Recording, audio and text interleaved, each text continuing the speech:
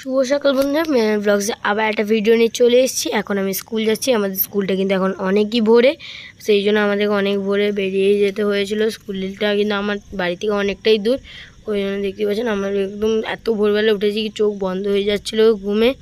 এখানে আজকে বোনও স্কুল নেই। আর এখানে হচ্ছে দেখতে পাচ্ছেন মা এখানে রান্না করছে পটল সোয়াবিন দিয়ে তরকারি, আর এখানে করছে ভেন্ডি পোস্ত।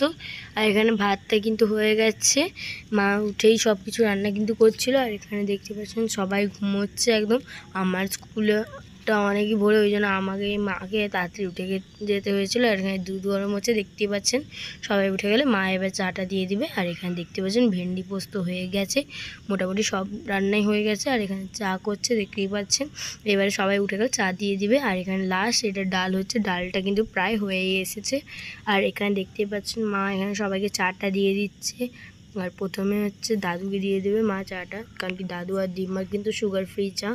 আর এখানে মা হচ্ছে দাদুকে আগে দিয়ে দিল চাটা, দাদু শুয়েছিল। আর এখানে ভাইকে বনুরা মিলে ওকে উঠাচ্ছিল, উঠানোর পরই ও পা টিপা করাচ্ছিল। এখানে দেখছেন ক্যামেরা দেখে ওর কত লজ্জা পাচ্ছে। আর এখানে ওর বদমাশি শেষ নেই। আর আমি এখানে দাদু দেখতে পাচ্ছেন এখানে সবাই বসে আছে। এখানে এরা ব্রেকফাস্ট করছিল, আর আমি ছিলাম এখনও স্কুলে।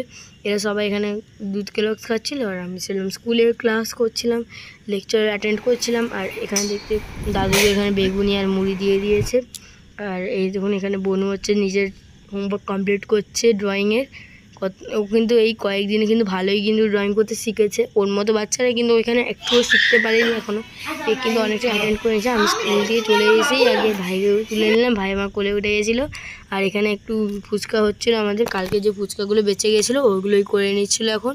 আর এখানে হচ্ছে দই ফুচকা হচ্ছে আজকে, দেখতেই পাচ্ছেন। মা প্রথমে ভুল করে দিচ্ছিলো কি দইটার মধ্যে চিনি দেয়নি, একটু চিনি দিতে, তবে দারুণ টেস্ট এসেছিলো কিন্তু। আর এখানে দেখতে পাচ্ছেন ভাই কিন্তু খাবার জন্য জেদ করছিল, ওই জন্য মামি ওকে অন্য রুমে নিয়ে চলে গেছিলো। আর এত ছোটো বাচ্চা তো ওই জন্য খেতে দিচ্ছিলো না। আর এখানে দেখতে পাচ্ছেন দাদু এখানে দিয়ে দিয়েছে।